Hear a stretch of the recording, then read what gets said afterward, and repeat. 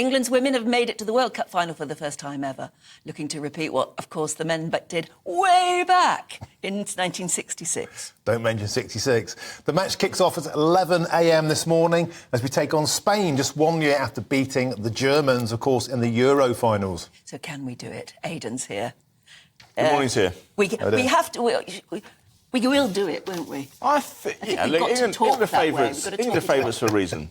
And they arrived as European champions. As we know, they've got no kind of inferiority complex. They've got stronger as the competitions progressed. They looked a little bit listless in some of the group games, but they weren't properly tested.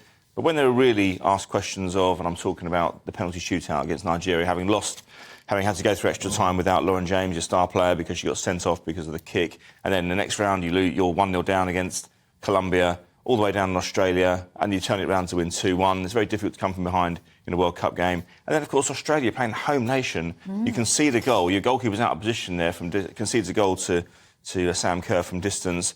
For all the world, I mean, you know, for 25 minutes left, I feared the worst for England then, but just had the mental fortitude to rattle off 2 goals and win the game. End of story. And here we are in the final. Superb. So, who are the big names to watch? A lot of people are coming to women's football for the first time. Of course, many have been with them all the way. But standout players to keep a beady eye on today? Well, it depends on selection, really. I mean, there's 2 that I would really pick out above any others because they're the subject of debate going into the match, and that's Lauren James, the Chelsea forward, recently of Manchester United, 15 goals, 4 caps, 21 years old. She is a generational talent, we can all agree on that, but she did kick out quite petulantly, as we mentioned a moment ago, in the first knockout game against Nigeria. Now, we were fearing she may get a 3-match ban.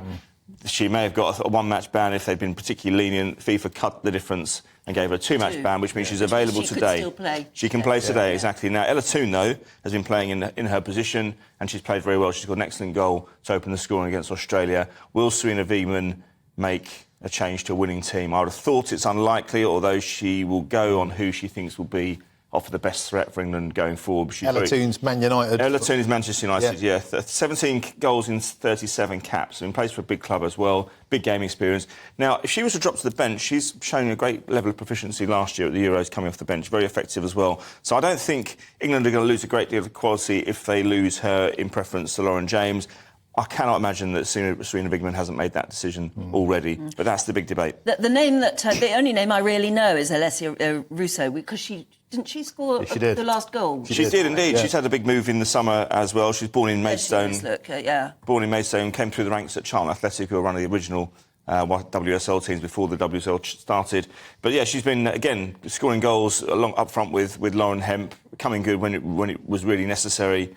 14 goals, 28 caps, 24 years old. She's just signed for Arsenal from Manchester United. So, yeah, again, one of the players who's been really consistent under Serena Wiegman, and one of the players who's improved under Wiegman as well. Wiegman's credited with bringing a ruthless winning mentality to this England side. She's one of the players that's improved, so for sure. Now, Spain won't be a pushover today. In fact, even Mystic Magee has said this might go to extra time. I think it will. Yeah. They played excellently against Sweden. They're prolific scorers. They are. So we shouldn't, I'm not putting a dampener on things, but it's going to be a tough encounter. Well, you can't get to the World Cup final at any level in any sport unless you're very good at what you do. So you're not it's a 2-horse race. 14 goals in 6 games that they've scored. They were beaten 4-0 by Japan in the group stage, and that wasn't a dead rubber either. There was something riding on that. So they can be got at defensively, and I think England will be looking at that and thinking there's areas we can exploit.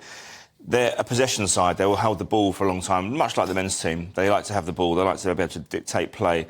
That leads me to think that Lauren James might suit this game because if you defend deep and you invite your opponents onto you, give them the ball, then when you play on the counter-attack, and you're looking at pace and speed and direction on the break, Lauren James might be the one to do that. Because Spain are quite choppy, aren't they, and they get stuck in. And what was interesting when England played Australia, England showed a bit of a dirty side, in a good way. Yeah, they were getting stuck in, they weren't doing Queensberry rules. I think we need a bit of that today, don't we? Well, we do. You need the dark arts, that's what you need, because it's a World Cup. You saw when Argentina won the Men's World Cup back in December, I felt that was a difference between the likes of Argentina, France and England. The talent difference was probably in favour of England, actually. England had better players, but I do think that you looked at Argentina and you thought they will do anything, absolutely anything, to win a game of football. And that's the mentality that England's men need, and I think the women have actually got it today. And that's why I think that, don't forget, they go there as tournament winners. They've already won tournaments. Their coach has won Euros with Holland and with England. She's been in the World Cup final with Holland before. It's no